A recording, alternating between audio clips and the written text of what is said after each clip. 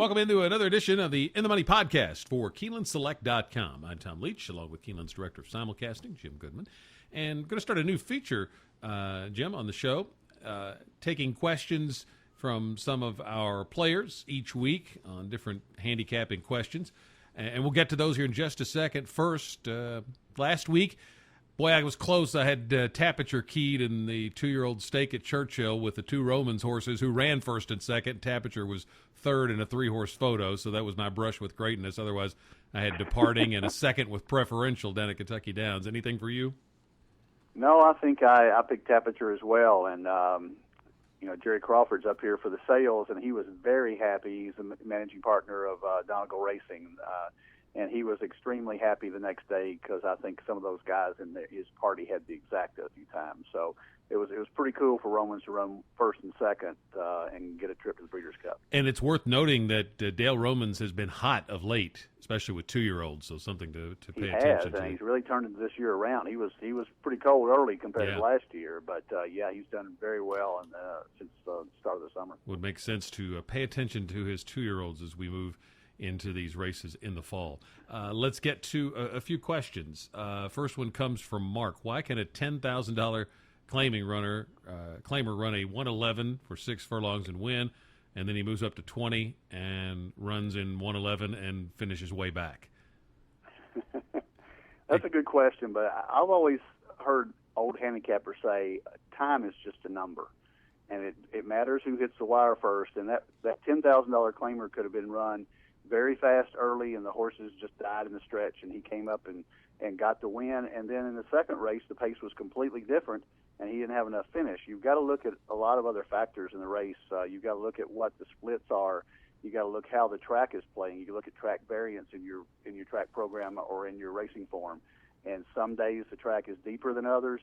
And some days the horse, you just can't say he ran 111 on June the 5th and he's going to run 111 back on June the 17th, and he's a great bet because the other horses that are in $20,000 claimers are better. He's moving up in class, and there are a lot of factors that you have to look at, not just times. It's very dangerous to look at 111 as being the barometer of what you place your wagers on. Yeah, a guy can go down in the D League in the NBA and score a bunch of points and struggle when he comes back up to the big show. And another analogy that I would use, a friend of mine's a really good golfer, but he's told me before that he could shoot a 72 on a course one day and go out in a tournament the next day and shoot 82. So, circumstances, it was a big race day, a lot of other factors go into it more than just that raw time number. Jimmy asks, can you say you're winning as a horse player, betting the horses? Yeah, that's a good question because one of the things you have to understand about playing the horses is that you have a mathematical disadvantage because we have to take, as a racetrack, we have to take a certain percentage of the wagers out to cover expenses, to cover purses, and to make a small profit. And believe me, the horse racing, it's a very small margin business. So if you're talking about a normal 20% takeout on a wager, you're automatically, if you're putting up $100, we're only paying you back $80. So the key to making money betting the horses is to have better information and make better decisions than the person you're competing against. It's not the same as going to a casino because you're playing against the house there, and you're just hoping that slot machine, you're hoping your luck holds out because over the course of time, the casino will win. In horse racing, you're playing against your fellow players. And the people who work the hardest, believe it or not, turn out to be the luckiest. And if you know more about horse racing and you study that racing form and you're very good about managing your money and managing your bankroll, you can make money. But I will say this, I don't think it's a profession that suits a lot of people. It's a hobby, it's entertainment. So if you come to the races and you lose a small amount of money that you can afford to lose, you have to look at it as entertainment dollars. It is difficult to beat the horses consistently because not everybody knows the same amount of information. There's a lot of information out there. So I think that would be the answer to my question, to the question from Jimmy. He actually phrased it, can you say you're winning betting the horses? And over the course of a lifetime, most people would say no.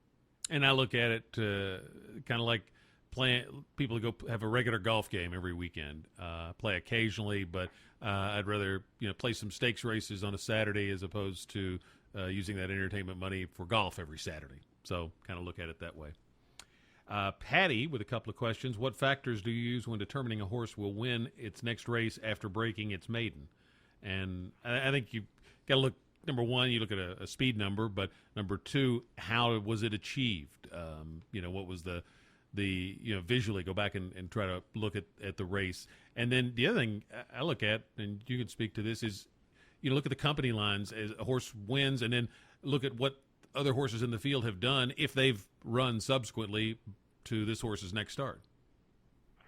And I think that the last thing that you said is the most important. I think you look at that race and you see the horse wins and comes back in a month. Take a look at, do a search through your stable mail, do whatever you need to do to find where those other horses have run.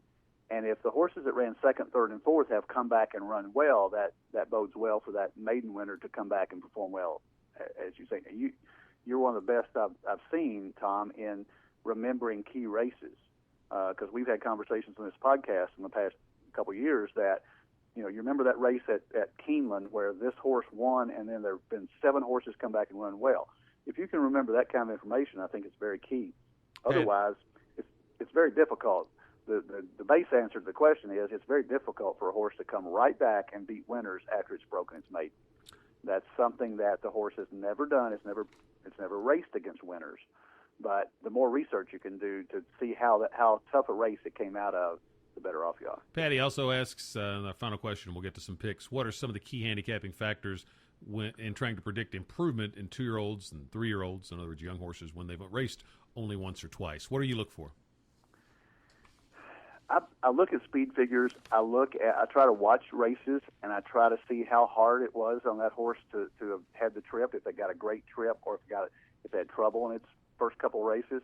I look at the breeding, and I look and see, okay, if it's a more than ready, out of a certain mare, are they bred to go long? Is this horse doing the things that its breeding indicates that it will do well? But I basically look at speed figures and handicapping the trip and watching video. I think that's one of the most important things you can do, is go back and watch the races and see if that horse was not, if the jockey ran the right kind of race. If you put him in a pocket right behind the leaders and got stuck, maybe he's got a good shot at improving next time out. But it's very difficult, obviously, to predict if a horse has only raced once or twice. That's a hard handicapping question. A couple of other things I would look at. Was it bet first time out, and how hard, and then you might also look at, for a 2-year-old, the auction price, was it significantly a large multiple of the stud fee, and for 2-year-olds, I like to look at horses that were purchased at a 2-year-old sale, like the one at Keeneland. Those folks are looking for a quick return on their investment, and a lot of times it seems like you'll see those horses win in their first start or two. Especially if they're one that was 10, 20 times the stud fee. And the other thing is look at the trainer's records. Yes. On first-time starters. You know not to bet a Belmont first-time starter, but you know that he's going to improve a horse second and third time out. Nick Zito, same thing. And then Zito, Kenny McPeak are guys that you watch their horses when they stretch out for the first time. Right. So trainer patterns is a very good piece of advice. All right, let's get to some picks for this week. We'll start with Belmont Park, where they have a couple of graded stakes races on their Saturday card. The 8th is the Grade 3 Noble Damsel, and I had the winner of this race last year with a horse called Naples Bay, who's back in here, but I'm not picking her this time. I actually went with the favorite Better Lucky. Started to go with Laugh Out Loud, who I think has a good chance to improve off her last start. But then I saw Castellano had ridden her in that race, and now he's going to Better Lucky, so that's where I'm going to. She's got a pretty good record at the 1 mile distance, which can be a little tricky. So 3-year-olds and up, and the Grade 3 Noble Damsel going a mile on the turf at Belmont. I'm going Better Lucky and using Naples Bay and Laugh Out Loud and Exactas with her. What about you? I had Better Lucky down. I changed my mind. She ran much better than Hungry Island did in the last race, and I think Hungry Island may be just the kind of horse she's going to get second and third.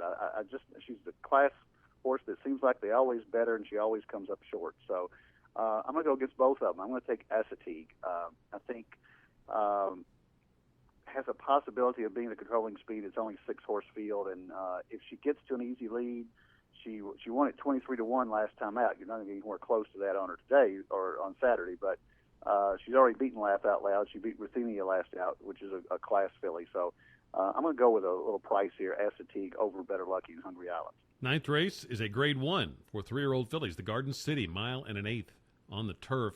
You've got Emollient, who won out west at Del Mar, or Hollywood, and then you've got Discreet Mark, who went west and won. Now those two are back east. It's a pretty good little bunch. Summer of Fun was a really good 2-year-old filly. Where did you land? This is a nice betting race. I can make a case for those horses. I can make a case for Priya. Caroline Thomas got put up in the Lake Placid last time out. Emollient, I think she's got more raw talent than anybody in the race, but she runs a bad race and a good race, and she's due for a bad race.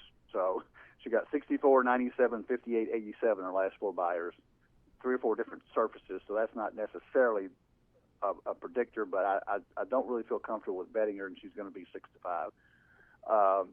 So I'm going to go with Discreet Mark, and I'm going to do the same thing that I think in the 8th race. I think she's got a chance of being the controlling speed here, and I think if Garrett Gomez comes to ride her, and I really like the fact that she might be able to get out on top from the 2-hole and control the speed here, and the others are going to be coming at her in the stretch, but I think she has a 1 1/8. She won the Del Mar Oaks, and they're shipping her cross country. They're not shipping her just for fun. So I'm going to take Discreet Mark on top of Emollient, and I'm going to say Concise has a lot of room to improve for Graham Motion, who's one of my favorite trainers. So I'm going to take Emollient and Concise behind Discreet Mark. Of the favorites, Discreet Mark would be the one I like, but I wasn't really wild about any of the horses at the lower prices, so I'm going to take a shot with Alterite. Chad Brown really excels with these imports, especially for this owner, and horses picking up Lasix first start. So I think coming out of a couple of Group 1s in Europe, so certainly a significant drop in class, I think. I'm going to take Alterite and then use her with Discreet Mark, Emollient, and Summer of Fun. Who's I almost picked at 8 to 1 on the morning line. Kentucky Downs. It's a great betting race. You need to go deep in the pick 4 here, I think. Yeah, I would agree with that. 5 stakes races on the card at Kentucky Downs, so we'll take them in order, starting in the 5th with the 2-year-olds, juvenile fillies, 7 furlongs, all these obviously on the turf. And I would say that the turf's been playing a little bit from the races I've watched down there. I haven't watched them all, but it seems like it's been playing to speed. But they have gotten some rain this week, so watch on Saturday because it's just kind of, I think they ran on Wednesday and then didn't get to finish the card because of the weather, and then now they're coming back, so there's not a whole lot to go on, but watch some of those early races and see if speed is still doing well. With that in mind, where did you go in the juvenile fillies at Kentucky Downs? I went with Speed at Pocket Gift. This is a tough one because they're coming from all over, and they're 2-year-old fillies, so you never know how they'll take to that rolling course down there. But I like Jimmy Graham. He's coming in to ride for Darren Miller, and the race at Arlington Park was a good race. She did not break her maiden there, but it came back as a key race. She's awfully good, and Tom and Zoe both came back and won off that race. We were talking about that earlier. That's certainly a key race. She finishes second, then comes back and ran really well at Indiana and won pretty easily. So I'm going to take Pocket Gift on top. Lean on Kitten. You can always bet on Kitten horses. Kenny Ramsey's having a heck of a year, so I can't throw her out. And J.J. Julep picks up Rosie Napovnik. So I'm going to take Pocket Gift on top of those two. I was between Lean on Kitten and La Mayor Fiesta, and I went with the latter. Wesley Ward's horses have really been running well down there. This horse has, I think, some good speed and like the pedigree for the grass test. So the 3, La Mayor Fiesta for me, and I'm using her with Lean on Kitten and Personal Diary in exactas. This is it's a good race to take a shot at a little bit of a price if you like somebody. 6th is the juvenile at 7 furlongs, and there's a horse in here called School on a Hill that appears to have been a purchase after an impressive debut win at Arlington, and moves over to Catalano's barn. And this horse is also entered in the Grade 2 Summer Stakes up at Woodbine. So it'll be interesting to see where he goes. If he goes here, actually, if he goes whichever place he goes, he's my pick. But he is in a non-graded race here. School on a Hill is going to be my pick in this spot. And then I used some prices with him. So School on a Hill to win, and then key him in exacta boxes with the 1 Pure Luxury, the 5 Mr. Special, and the 7 Here's Johnny. How'd you see it? I actually took Here's Johnny on top. Wesley Ward shipped this horse over to France and ran pretty good. Got beat by a length and a half. Got a time form rating or Racing Post rating of 96, which probably is good enough to win this race if you convert that over to buyer figures. And he broke his maiden at Churchill with a 74 buyer in June, and they thought enough of him to take him over to France with some other Wesley Ward horses.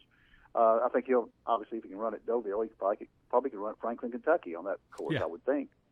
I like School on a Hill with Catalano, and I like the other Catalano horse that you mentioned, Mr. Special. He won when he was taken off turf at Arlington, so you don't know how much they wanted to put him on the turf, and it was off the turf, and he still won at 2-1. So I always put Ramsey in there, but I'm going to take Here's Johnny on top. Seventh race is the Turf Dash at 6 furlongs for 3-year-olds and up, and got a horse called Havelock in here that won a sprint stake on the grass at Keeneland back in the spring over a really good field. This is a tough bunch. How did you see the Turf Dash at Kentucky Downs? When I handicapped it the first time, I did not pick Long Hunter because of the 12-hole, but then I went back and looked at it, and Long Hunter had a really tough trip on the outside at Saratoga. I think this sets up really well for him because I think he can set off the pace. You're going to have to watch all the earlier races, and if speed is holding completely, you probably shouldn't play him on top. I think it sets up well, and I think he's the best horse. And he gets stuck on the outside, the 12-hole at 6 furlongs. It's a short run to that turn, and then there's a long stretch. But I'm going to say that Garcia can get him in the race early and can run down the speed. Sweet Cassiopeia is cross-entered at Churchill, so I don't know if she's going to be there. She's going to be in this race, or she's going to actually run at Churchill. If she runs here, she certainly fits. And the long shot I had in here was Tidal Volume for Tom Amos. I think he's coming out of Presque Isle. He's going to be fit, and I think he can close as well. So I look for Long Hunter to run down with Tidal Volume getting up for third. So let's take that as a trifecta key. I took Long Hunter as well. Mike Maker not having a good meet down at Kentucky Downs, which is unusual given his year, but he's really good in these turf sprints. And for all the other reasons you mentioned, I'm going to go with Long Hunter as well. I'm going to throw Havelock in, and Long Hunter will be the win bet and the key in the exactas, but I'll key him with Havelock, and if he comes back to his best form, he can certainly be there. Ansel, who seems to be in his best form of his career. And then Louisiana Man for Charlie Lepresti intrigues me a little bit. 20-1 in the morning line. I don't know if it'll stay at that price, but won his turf debut, and Charlie's pretty sharp at spotting his horses. So I think that's a dangerous one, Louisiana Man. And then certainly, you'd have to take a look at Sweet Cassiopeia, but if my budget's limited, I'm going to toss her and take those 3 in keys with Long Hunter. The 8 Franklin Simpson Stakes at a mile for 3-year-olds and up. And in here, I went with Utley. I like Jonathan Shepard, Rosie, and Provident combo. Been very potent in the last few years here in Kentucky. And his horse is 2 for 3 at a mile. And I thought he beat a pretty good field at Keeneland in the spring. Looked good doing it. And if he can get back to that race, I think he can win this. I'm going to use him with Coalport, the Pizza Man, and Lonesome Street in exactas. What about you? I'm almost exactly like you. I like Utley. I love Rosie, and I love Jonathan Shepard. So I think he's a good key on top.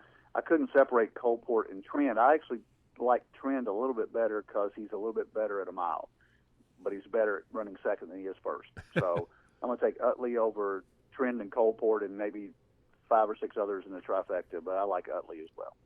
9th race is the 1.5-mile Turf Cup, and it is a race that looks to me pretty well matched. Where did you go?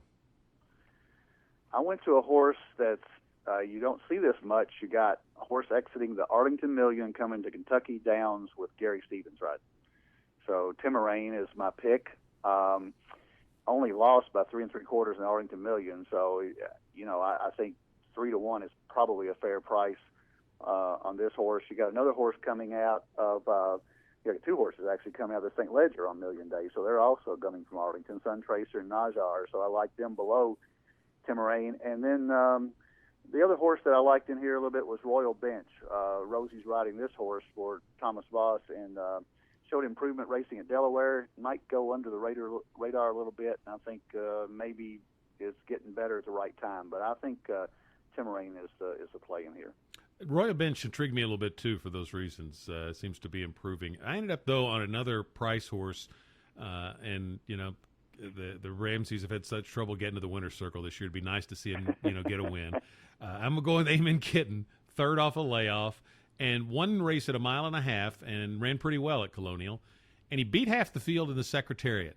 And I think, you know, it's the time of year when a 3-year-old can start to be good enough to jump up and beat older. And I think this horse might like this 1.5 miles in his second run at it. So 12-1, I think, on the morning line is a nice price for Amen Kitten, and that's nice enough to intrigue me. And I'm going to use him with Najjar, Royal Bench, Side Road. I didn't use Timerain. Probably in the Weekend Warrior blog I wrote up because I try to restrict it to keying one horse and then using 3 to play with him. But if I'm betting this, I'll probably use one of the exactas with Timerain also. But I'm going to take a shot with Amen Kitten for a price here. Let's go to Churchill Downs to finish this up. The 9th race there on Saturday is the Open Mind. 6-furlong event for fillies and mares 3 and up. Bourbon, Burban, is a pretty good favorite. Loves this track. Can you beat her? I don't think so. I think this is out of all the races I handicapped, this was pretty much the easiest. I think it's a cold exacta with Bourbon over Devious Intent. Devious Intent beat Groupie Doll at Ellis Park last out in the Gardenia. So you can't throw her out. I mean, Groupie Doll was obviously not on top of her game. She came back and won the Presque Isle on Monday, and set a track record. But the fact that she beat Groupie Doll at 15-1 gives me hope for Devious Intent. But I think Bourbon's 4 for 7 at Churchill. She got beat by Dance to Bristol at Saratoga, which is certainly no disgrace. Dance to Bristol, I think, has won 6 in a row. So Bourbon over Devious Intent, cold exacta. I am getting seduced by a little bit of a value play here, and I'm going to try the one-horse Vuitton, working kind of deceptively well for Asmussen. He's very good off a layoff, and down on the inside, I think this filly can get to the front and then maybe hang on. It didn't appear to be an abundance of speed in here. Bourbon will be running late, certainly. But I'm going to take Vuitton, the 1, for the win, and then just exacta box using that one and Bourbon. Best of luck with your picks for you and all of our listeners. And we're getting close to that opening Saturday at Keeneland. Anything big going on as far as simulcasting between now and then? Well, I think you watch the Kentucky Downs races. It's great. We had a nice handle on Kentucky Downs on Saturday, and it's another great card on Saturday this week. The other thing I want to remind people of is as we tape this, Corey Johnson was asking for 3 additional races on the next couple of Wednesdays to make up for the 6 races they lost on Thursday on Wednesday this week. So I think he'll get those. So they'll be running. I don't know if it's 12 or 13 races on Wednesdays. They're going to start a little bit earlier, so make sure you notice that. Because Kentucky Downs has big fields, great wagering opportunities. It's a pretty cool place to watch a race. Yeah, most definitely. And, horses, seen some nice horses running down there. Jim, best of luck to you this When they come weekend. back to Keeneland, bet them. When they come out of Kentucky Downs, they come back to Keeneland in October, remember to bet them. They are fit, aren't they? They are fit. They legged up from that undulating course down there. Jim, best of luck to you this weekend. Thanks, Tom. You too.